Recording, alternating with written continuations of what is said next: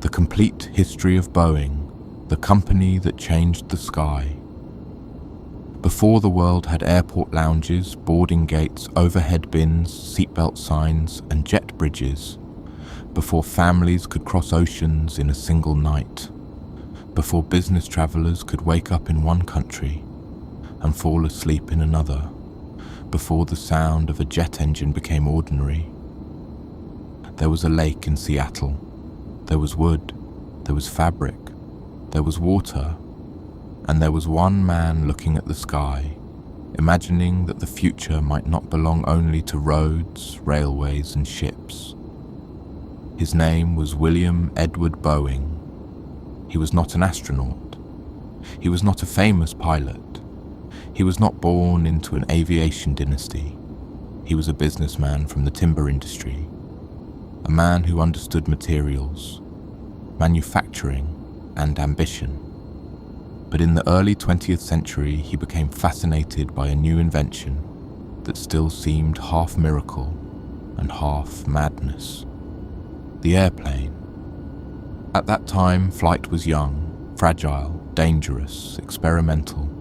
Aircraft were not smooth metal tubes filled with passengers and luggage. They were delicate machines built from wood, canvas, wire, and courage. Pilots sat exposed to the wind. Engines rattled and roared. Crashes were common. Many people still saw aviation as a circus act, a stunt, or a rich man's obsession. But William Boeing saw something more. He saw a new industry. He saw machines that could carry mail across mountains. He saw aircraft that could serve the military. He saw a world where distance itself might begin to shrink. And from that vision came a company that would help change the modern world. Boeing would build bombers that shaped war, jetliners that transformed travel, cargo aircraft that moved the global economy, spacecraft and rocket parts that reached beyond Earth. It would build the 707, the 727, the 737, the 747, the 757, the 767, the 777, and the 787 Dreamliner. It would become one of the most important aerospace companies in history. But this is not just a story of invention and success. It is also a story of pressure, of risk, of tragedy, of corporate decisions, of brilliant engineering and painful failure, of machines that carried millions safely across the world, and of disasters that forced people to ask whether one of aviation's greatest names had lost sight of what made it great. This is the complete history of Boeing, the company that changed the sky. Chapter 1: The World Before Boeing. To understand Boeing, you have to begin before Boeing existed. In the early 1900s, the world moved slowly. If you wanted to cross the Atlantic, you took a ship. If you wanted to cross America, you took a train. If you wanted to send a message, you relied on telegraph wires, post, or patience. Distance was not just measured in miles. It was measured in days, weeks, sometimes months. The Wright brothers had made their first powered flight in 1903, but the world did not instantly become an aviation world. Their achievement was historic, but it took years for aircraft to become practical. Early airplanes were difficult to control, underpowered, unreliable. Aviation was an experiment. A pilot was not yet a transportation worker. A pilot was an adventurer. In those years, crowds gathered to watch flying demonstrations. People stared in disbelief as human beings lifted into the air in machines that seemed too weak to survive. Every flight looked like a challenge to nature. And in a way, it was. The sky had always belonged to birds, weather, and imagination. Now human beings were trying to enter it, William Boeing saw this world at the moment when flight was changing from spectacle to possibility. He was born in 1881 and later settled in the Pacific Northwest, where timber, water and shipping shaped the economy. Seattle was a place of industry and ambition. It had skilled workers, access to strong timber, and waterways that made it ideal for testing seaplanes. This mattered because early aircraft were not made from aluminium and carbon fiber. They were made from wood, good wood, strong wood, light wood, wood that had to be selected, shaped, and trusted. Boeing understood that, and aviation needed people who understood materials as much as dreams. Chapter 2. The B&W Seaplane. In 1916, William Boeing worked with a US Navy officer named Conrad Westervelt to create a seaplane known as the B&W. The name was simple, B for Boeing, W for Westervelt. The aircraft was not the kind of machine that would later define Boeing. It was not a giant airliner. It was not a jet. It did not carry hundreds of people across oceans. It was small, fragile, experimental, but it was important because it marked the beginning. The B&W first flew from Lake Union in Seattle. Imagine that scene for a moment. No massive runway, no terminal, no control tower directing traffic from around the world. Just water, a small aircraft, and the uncertain sound of an early engine. The machine lifted from the lake, and with it, Boeing's future began to rise. A month later, in July 1916, William Boeing founded Pacific Aero Products Company. In 1917, as America entered World War I, the company became Boeing Airplane Company. It was still small, it was still vulnerable, but it had entered an industry that was about to grow faster than almost anyone expected. War created demand for aircraft. Governments needed trainers, patrol aircraft, bombers, and new technology. Aviation was no longer just entertainment. It was becoming strategy. Boeing wanted to be part of that future. But when World War I ended, military orders collapsed. Many young aircraft companies failed. The world had suddenly needed aircraft during war. But in peace, the market became uncertain. Boeing had to survive, and survival would depend on finding a new reason for aircraft to matter. That reason was mail. Chapter 3. Mail in the Sky. Before passengers filled aircraft cabins, mail helped fill the skies. Airmail was one of the first practical uses for aviation. It gave governments, businesses, and aircraft companies a reason to build routes and improve reliability. Mail did not need comfort. It did not complain about noise. It did not care about rough landings. It only needed to arrive faster. For early aviation, that was enough. Boeing saw opportunity in this. The company built aircraft for mail routes and became involved in air transport. In those years, the line between aircraft builder and aircraft operator was not always as clear as it would later become. Boeing was not just building machines. It was helping create a system. Routes, schedules, maintenance, pilots, contracts. Aviation was becoming infrastructure, slowly. As aircraft became more dependable, the idea of carrying passengers became more realistic. But aviation was also becoming more complicated politically and economically. Large companies began controlling aircraft manufacturing, airlines, engines, and routes. In the 1930s, the US government broke up some of these aviation empires, separating manufacturers from airlines. For William Boeing personally, this was a bitter moment. He stepped away from the company that carried his name. But the company itself kept going, and by then, aircraft were changing again. The age of wood and canvas was fading. The age of metal was beginning. Chapter 4. The first modern airliners.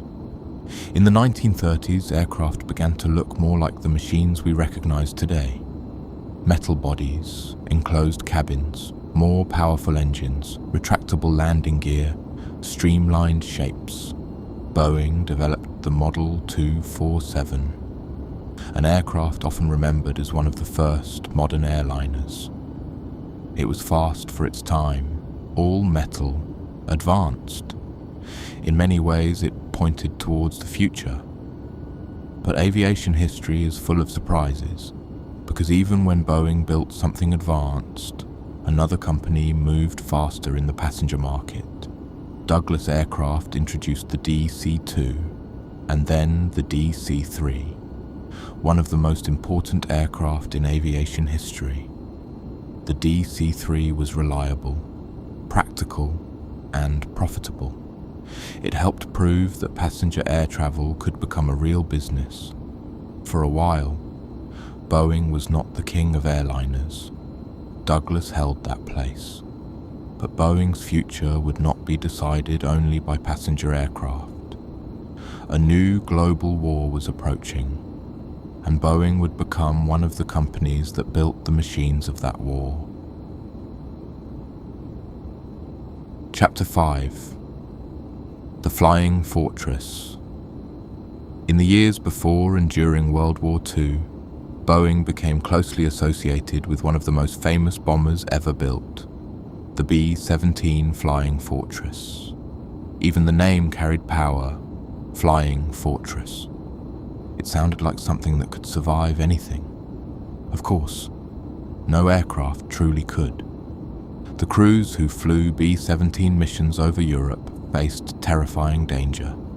They flew at high altitude in freezing conditions, surrounded by anti-aircraft fire, enemy fighters, mechanical risk, and the constant possibility of not returning. The B-17 became a symbol of American air power, but it was also a place where young crews lived through fear that most people could barely imagine. Inside the aircraft, there was noise, cold, vibration, and tension. Outside, there was sky, flak, and enemy fire. For Boeing, the B-17 marked a transformation. The company was no longer a small regional aircraft builder. It was now part of the industrial power of the United States. During the war, Boeing factories expanded. Workers poured into aircraft plants. Women joined the industrial workforce in huge numbers. Aircraft production became a national mission. Build more, build faster, build better. The war demanded machines at a scale the early aviation pioneers could never have imagined. Then came the B-29 Superfortress. If the B-17 represented endurance, the B-29 represented technological ambition. It was larger, more complex, pressurized, and designed for long-range missions across the Pacific. It was one of the most advanced aircraft of the war. But the B-29 is also tied to one of the darkest and most consequential moments in history. Modified B-29s dropped the atomic bombs on Hiroshima and Nagasaki in August 1945. That fact places Boeing's story inside the larger story of the 20th century, a century of invention, war, power, and moral consequence. Boeing aircraft did not only connect people, they also destroyed cities, they served governments, they carried weapons, they helped end wars, and they helped define the terrifying new age that followed.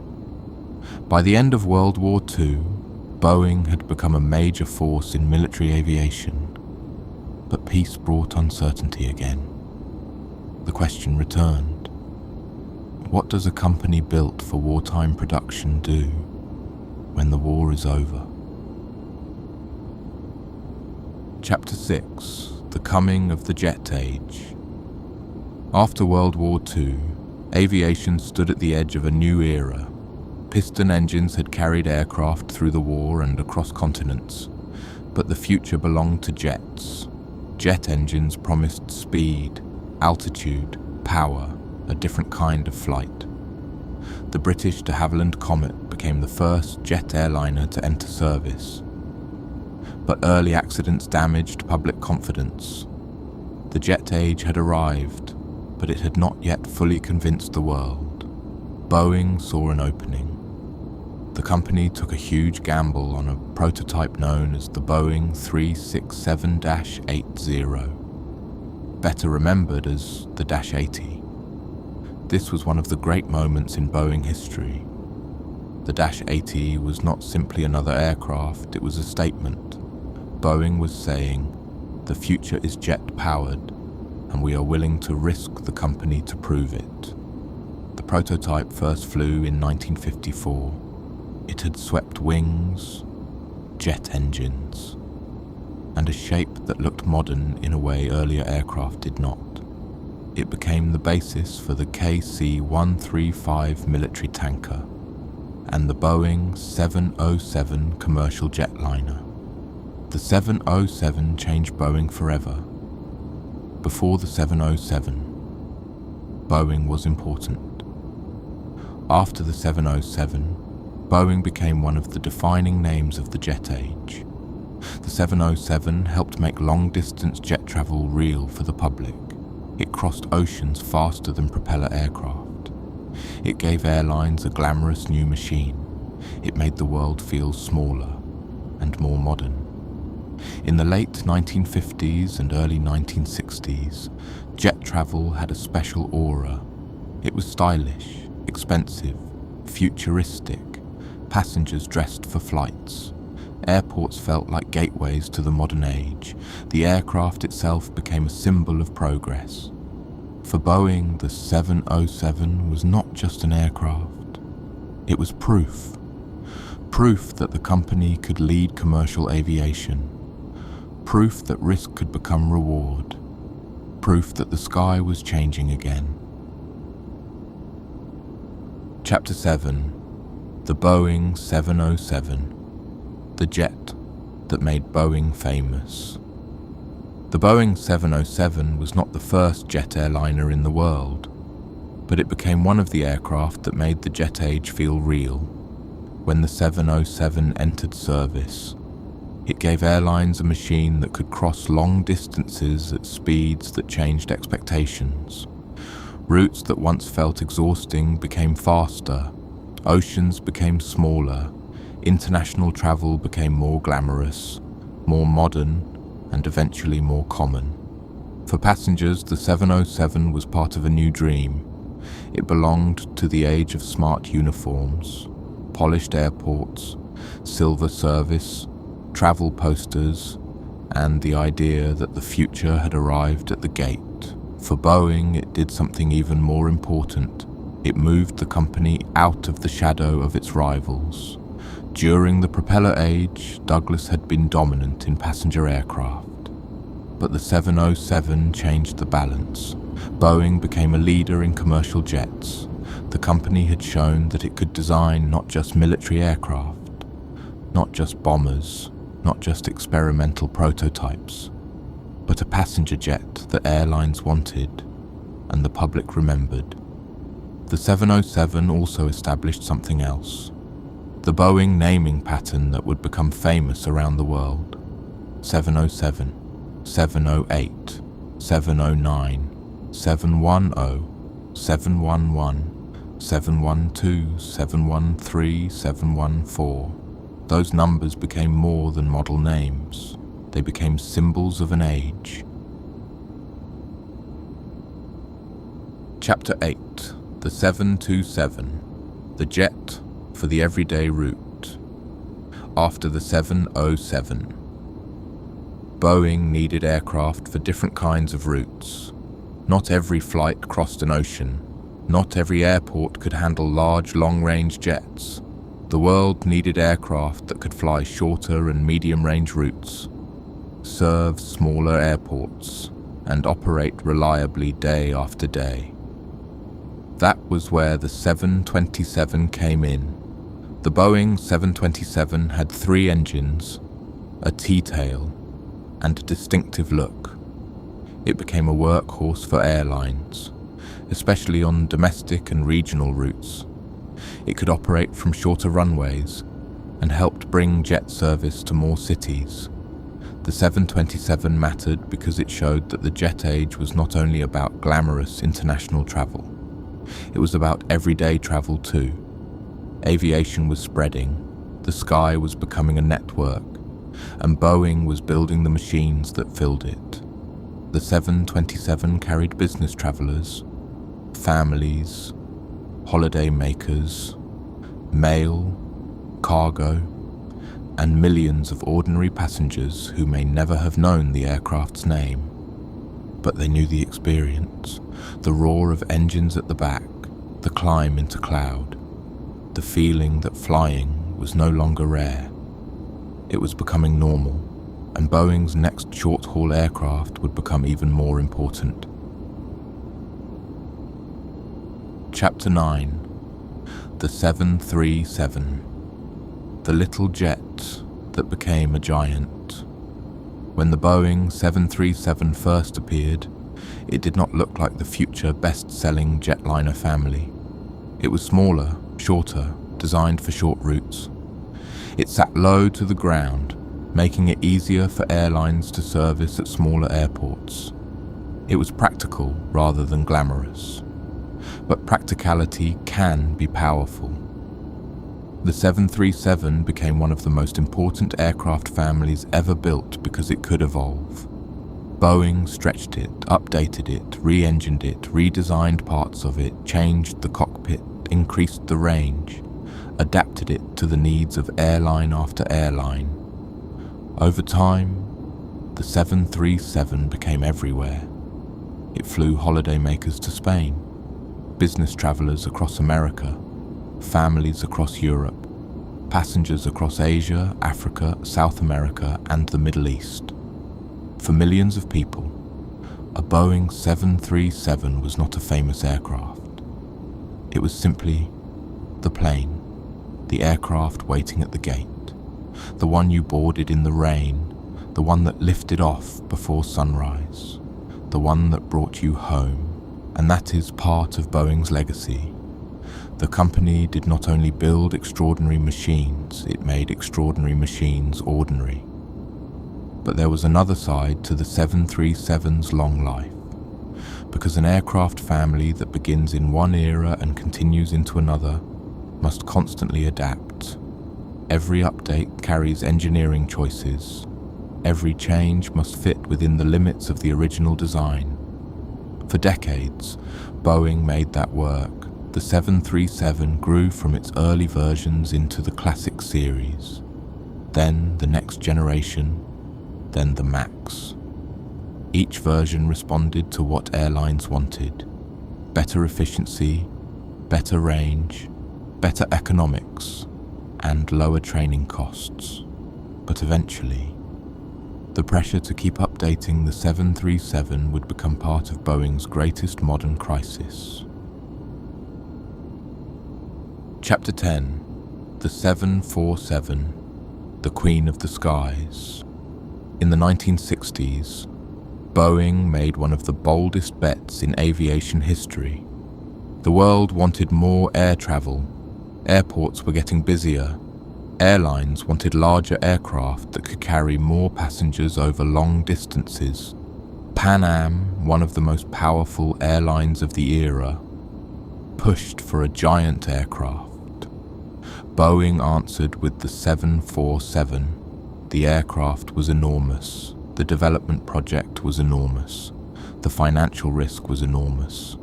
Boeing had to build a vast new factory in Everett, Washington, just to assemble it. Engineers faced problems on a scale they had never seen before. The aircraft needed to carry hundreds of passengers safely across oceans. It had to be efficient enough for airlines, strong enough for long-haul service, and reliable enough to become the new face of international travel. The The 747 first flew in 1969, and almost immediately, it looked like something different. The raised upper deck gave it its famous hump. Its size made it instantly recognizable. It was graceful and massive at the same time. People called it the Queen of the Skies, and the name stayed. The 747 changed long-distance travel. It allowed airlines to carry more passengers at once. It lowered the cost per seat. It helped make international travel more accessible. It became the aircraft of holidays, migration, business, cargo, diplomacy, and dreams. It carried ordinary passengers. It carried presidents. It carried cargo. It carried the space shuttle. It appeared in films, documentaries, postcards, and memories. For many people, the 747 was the aircraft that made the world feel reachable. But the 747 nearly broke Boeing. The cost of development pushed the company dangerously close to disaster.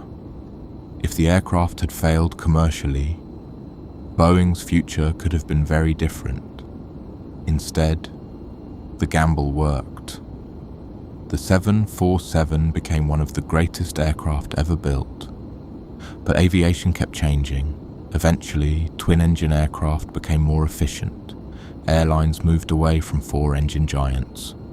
The 747 slowly disappeared from many passenger routes, surviving strongly in cargo service, but fading from the daily experience of travelers. When Boeing delivered the final 747 in 2023, it marked the end of one of aviation's most emotional chapters. The Queen had left the production line, but her shadow remained across the sky. Chapter 11. The 757 and 767. The middle of the market after the 747, Boeing continued to build aircraft for a changing airline world. The 757 and 767 arrived in the early 1980s, and although they were not as visually famous as the 747, they became deeply important. The 757 was a narrow-body aircraft with impressive performance. It could fly longer routes than many smaller jets and operate from challenging airports. Pilots and airlines respected its power and flexibility. The 767 was a wide-body twin-engine aircraft. It became especially important as long-range twin-engine operations grew more accepted. For decades, crossing oceans had often meant flying aircraft with 3 or 4 engines. But as engine reliability improved and regulations evolved, twin-engine aircraft became capable of safely flying longer routes over water. This changed the airline business. The 767 helped make thinner long-haul routes practical. Airlines could connect cities that did not need a giant 747, but still needed transatlantic or long-range service. In many ways, the 757 and 767 were quieter Boeing successes. They did not always dominate the public imagination, but they shaped real airline networks. They carried passengers across countries and oceans. They became cargo aircraft. They became military and government platforms. They showed that Boeing could build aircraft not only for spectacle, but for the complicated middle ground where airlines made much of their money. Chapter 12. Boeing and Space. Boeing's story does not stop at the edge of the atmosphere. During the Cold War, the United States and the Soviet Union competed not only on land, sea, and air, but in space. Rockets, satellites, capsules, missiles, moon missions. They became symbols of national power and technological ambition. Boeing became part of that story too. The company worked on missiles and spacecraft, satellites, and major space programs. It contributed to the Apollo era, including work connected to the Saturn V rocket, the machine that sent astronauts toward the moon. Think about that transformation. A company that began with a wooden seaplane on a lake helped build machines connected to humanity's journey beyond Earth. That is why Boeing is difficult to describe as only an aircraft company. It is an aerospace company in the deepest sense. Its machines have flown above cities, across oceans, through war zones, into orbit and toward the moon. But as Boeing grew larger, it also grew more complex. Commercial aircraft, military contracts, space programs, global supply chains, thousands of workers, political pressure, financial pressure, technical ambition. The bigger Boeing became, the harder it became to manage. And in the 1990s, the company changed in a way many people still debate. Chapter 13. The merger that changed Boeing. In 1997, Boeing merged with McDonnell Douglas. McDonnell Douglas had its own deep aviation history. It had built famous military aircraft, commercial jets, and space systems. But by the 1990s, Boeing was stronger in commercial airliners. The merger created a larger aerospace giant. On paper, it made sense. But over time, many critics argued that the merger changed Boeing's culture. Before the merger, Boeing was often seen as an engineer-led company, a company where technical excellence, manufacturing knowledge, and aircraft design sat at the center of its identity. After the merger, critics say financial thinking became more powerful. Shareholder value, cost-cutting, outsourcing, schedule pressure, executive priorities. This argument can be too simple if told carelessly. Boeing was always a business, and aircraft companies have always had to make money. Engineering and finance have always existed together.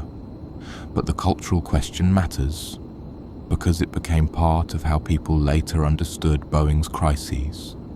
Had Boeing changed from a company that made money by building excellent aircraft into a company that built aircraft under the pressure of making money faster? That question would follow Boeing into the 21st century. Chapter 14. The 777, Boeing's modern masterpiece. Before the Dreamliner and before the 737 MAX crisis, Boeing had another major success, the 777, introduced in the 1990s. The 777 was a large twin-engine long-haul aircraft, developed with heavy input from airlines and designed using advanced computer methods. It became one of Boeing's great modern achievements. The 777 was powerful, efficient for its size, trusted by airlines around the world. Its engines were huge, its range was impressive, its reliability made it a favorite on long-haul routes. The 777 showed Boeing at its best, listening to airlines, using new design tools, creating a machine that fit the future. It helped prove that very large twin-engine aircraft could dominate routes once served by 3- and 4-engine jets. The 777 was not just a successful aircraft, it was a sign of where aviation was going: efficiency, range, reliability, fewer engines, more direct routes. For passengers, the 777 became part of the long-haul experience. A night flight across the Atlantic, a journey from Europe to Asia, a long crossing over the Pacific, a cabin full of people sleeping in darkness, while 2 enormous engines carried them across the world. For airlines, it was a tool. For Boeing, it was proof that the company could still produce greatness. And this thinking helped shape Boeing's next big commercial idea, the 787 Dreamliner. Chapter 15. The 787 Dreamliner, beautiful idea, difficult birth. In the 2000s, Boeing faced a choice about the future. Airbus was building the A380, a massive double-deck aircraft designed for high-capacity routes between major hubs. Boeing chose a different path. Instead of betting on the biggest aircraft, Boeing bet on a more efficient one. The 787 Dreamliner was designed around a different vision of air travel. Smaller, long-range aircraft, flying directly between more cities using less fuel and offering passengers a better cabin experience. The Dreamliner promised advanced composite materials, larger windows, improved cabin pressure, higher humidity, better fuel efficiency. It sounded like the future, and in many ways, it was. But building it was difficult. Boeing used a complex global supply chain with major sections produced by partners around the world. The goal was to reduce cost and speed development. Instead, the program suffered delays and problems. Parts arrived incomplete. Coordination became difficult. The schedules slipped. The Dreamliner became a symbol of both ambition and overreach. When the first 787 was finally delivered to all Nippon Airways in 2011. It was still a major achievement. Airlines wanted the aircraft. Passengers noticed the difference. The 787 became an important part of modern long-haul travel. But the program also revealed something important. Boeing could still design brilliant aircraft, but the way it built them had become more complicated, more global, and more vulnerable. The Dreamliner was a triumph of technology, but it was also a warning that outsourcing, supply chains, delays, and pressure could turn a beautiful idea into a painful development story. And Boeing would face even greater pressure from its biggest rival, Airbus. Chapter 16. Airbus and the pressure to compete. For much of its early history, Boeing's biggest competitors were other American companies, Douglas, Lockheed, McDonnell Douglas. But by the late 20th and early 21st centuries, the rivalry that mattered most was Boeing versus Airbus. Airbus began as a European challenger and grew into Boeing's equal. Its A320 family competed directly with the 737. Its A330 and A350 challenged Boeing wide-body aircraft. Its A380 challenged the legacy of the 747. The Boeing-Airbus rivalry became one of the biggest industrial competitions in the world. It involved engineering, politics, trade disputes, national pride, airline strategy, and billions of dollars. Competition made aircraft better. It pushed both companies to improve fuel efficiency, range, comfort, and operating costs. But competition also created pressure. Pressure to respond quickly, pressure to protect market share, pressure to keep airlines from switching sides, pressure to promise more, deliver faster, spend less. And in the 2010s, that pressure became intense when Airbus launched the A320neo.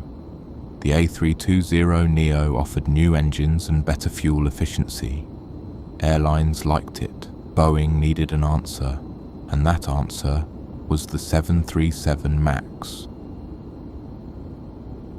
Chapter 17. The 737 MAX, the crisis that shook Boeing. The Boeing 737 had been updated many times over decades, but the MAX was different because it was born in a moment of competitive urgency. Boeing could have designed a completely new aircraft, but a clean sheet design would take years and cost huge amounts of money. Airlines wanted efficiency sooner. Airbus was already selling the A320neo, so Boeing chose to update the 737 again. The 737 MAX would use larger, more efficient engines. But because the 737 sat lower to the ground than some newer designs, fitting those engines was not simple. Their position affected the aircraft's handling in certain conditions.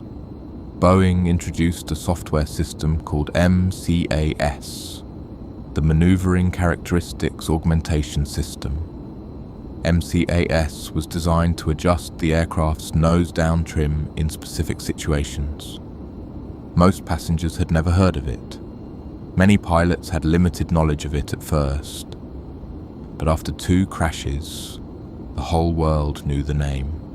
Lion Air Flight 610 crashed in October 2018. Ethiopian Airlines Flight 302 crashed in March 2019. Together, 346 people died.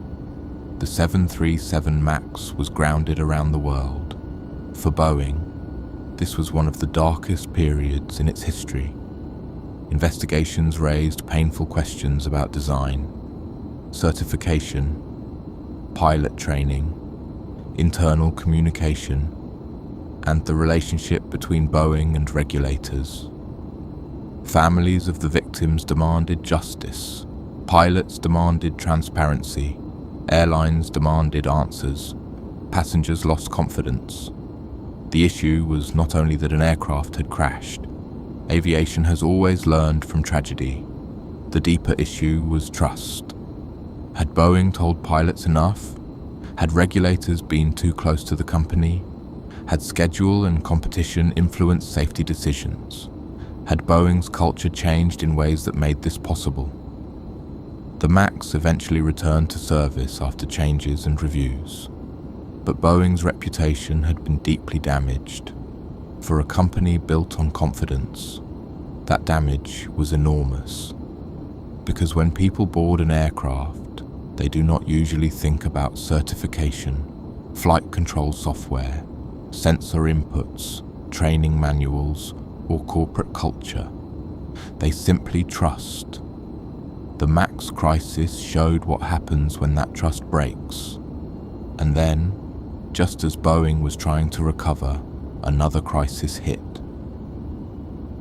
Chapter 18. The Alaska Airlines door plug incident on January 5, 2024. Alaska Airlines Flight 1282 took off from Portland, Oregon. The aircraft was a Boeing 737 MAX 9. Shortly after takeoff, a door plug blew out of the side of the aircraft, causing rapid decompression. Passengers were exposed to the terrifying roar of the sky. Oxygen masks dropped. The aircraft returned safely. No one was killed. But the images shocked the world. A hole in the side of a nearly new Boeing aircraft was impossible to ignore. This was not the same kind of crisis as MCAS. It was not primarily about software. It was about manufacturing, quality control, inspection, documentation, the basic confidence that every part of an aircraft has been installed correctly before it leaves the factory. The incident led to renewed FAA scrutiny, audits, production limits, and public pressure on Boeing. For many observers, the door plug incident suggested that Boeing's problems were not isolated to one aircraft system or one program. They looked deeper, cultural, operational, systemic. Once again, Boeing had to answer the same question. Could the world trust it? Chapter 19. The Future of Boeing. Boeing is still one of the most important aerospace companies on Earth. Its aircraft fly every day. Its order book remains huge. Airlines still need Boeing. The global aviation system cannot simply replace it. But Boeing's challenge is no longer just to build aircraft. It is to rebuild confidence. That is harder. A company can increase production. It can open assembly lines. It can reorganize leadership. It can publish safety plans. It can speak about quality. But trust returns slowly. One aircraft at a time. One inspection at a time. One safe flight at a time. Boeing's future will depend on several questions. Can it restore its manufacturing quality? Can it regain the confidence of regulators? Can it deliver aircraft on time without rushing the process? Can it compete with Airbus without allowing pressure to weaken safety culture? Can it build the next generation of aircraft while fixing the problems of the current one? Can it become again what people once believed it was? A company where engineering excellence came first. The future of Boeing may include new aircraft, new materials, more efficient engines, cleaner aviation technology, autonomous systems, defense projects, space contracts, and aircraft that have not yet been imagined. But none of that matters without trust. The next great Boeing aircraft will not only need to be efficient, it will need to be believed in. Chapter 20. What Boeing Built. To tell the story of Boeing is to tell the story of modern flight. Before companies like Boeing, the world was larger, oceans were wider, continents were farther apart, families separated by distance might not see one another for years. Business across the world moved at the speed of ships and trains. Boeing helped change that. The 707 helped bring the jet age to the public. The 727 helped spread jet service to more cities. The 737 made short-haul flying ordinary. The 747 opened long-haul mass travel on a scale the world had never seen. The 757 and 767 served changing route networks. The 777 became a long-haul twin-engine giant. The 787 Dreamliner helped define the modern efficient long-haul aircraft. Boeing aircraft carried tourists, soldiers, presidents, cargo, astronauts, families, and strangers. They made reunions possible. They made holidays possible. They made global business faster. They made the world feel smaller. But every achievement in aviation comes with responsibility, because flight is built on trust. Every passenger who steps onto an aircraft is trusting people they will never meet. Engineers, mechanics, inspectors, factory workers, pilots, regulators, executives. That trust is invisible, but it is everything. The aircraft has to be right, not nearly right, not usually right, right. Chapter 21. The human side of the machine. Aircraft are often described with numbers, range, speed, altitude, wingspan, fuel burn, passenger capacity, orders, deliveries. But aircraft are not only numbers, they are human machines. A Boeing aircraft begins as drawings, data, metal, wiring, composites, systems, fasteners, engines, software, and thousands of human decisions. Every part matters. Every bolt matters. Every inspection matters. Every assumption matters. The passenger may never see most of the machine. They may never know how many people were involved in building it. They may never think about the engineering behind the wing, the pressure inside the cabin, the software on the flight deck, or the maintenance records behind the scenes. They simply sit down, fasten their seatbelt, and trust. That is why Boeing's failures hurt so deeply, because the company's greatest product was never only aircraft. It was confidence. Confidence that a machine weighing hundreds of thousands of pounds could lift into the sky and bring people home. Confidence that engineers had thought of everything. Confidence that safety came first. When that confidence is damaged, it cannot be repaired by words alone. It has to be earned again. Chapter 22. The company that changed the sky. Boeing's history is not a simple rise. It is a story of invention, ambition, war, transformation, competition, triumph, crisis, and consequence. It began with a wooden seaplane on Lake Union. It grew through mail routes and military contracts. It built bombers that shaped World War II. It gambled on the jet age and won. It created the 707 and helped make the world smaller.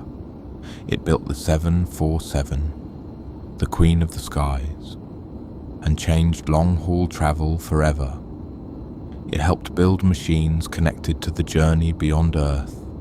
It created aircraft that millions of people flew without ever thinking about the company behind them. And then it faced some of the most serious crises in modern aviation history. That is what makes Boeing's story powerful. It is not only about machines, it is about what happens when human ambition reaches upward. Sometimes it creates wonders, sometimes it creates danger, sometimes it changes the world, and sometimes it has to answer for the cost. Today, the Boeing name still appears on aircraft around the world. At sunrise, its jets line up on runways. At night, they cross oceans in darkness. They carry passengers who are sleeping, worrying, dreaming, working, waiting, returning, somewhere. A child looks out of an airport window and sees a Boeing aircraft push back from the gate. Somewhere. A pilot advances the throttles. Somewhere. Landing lights appear in the distance. Somewhere. A family waits at arrivals. The sky Boeing helped create is now part of everyday life. But the lesson of Boeing's history is that flight should never feel too ordinary to respect. Every takeoff is still an act of trust. Every aircraft is still a promise. And more than a century after William Boeing first looked at the sky and imagined a future there, the company that changed the sky faces its greatest challenge. Not proving that it can fly. It has already done that. But proving, again and again, that it deserves to be trusted. Because aviation history is never only about the aircraft that have already flown. It is about the next one, the next departure, the next passenger, the next quiet moment before takeoff. When the engines rise, the cabin lights dim, and a machine built by human hands begins to move down the runway. Heavy, complex, improbable, and then, somehow, flying.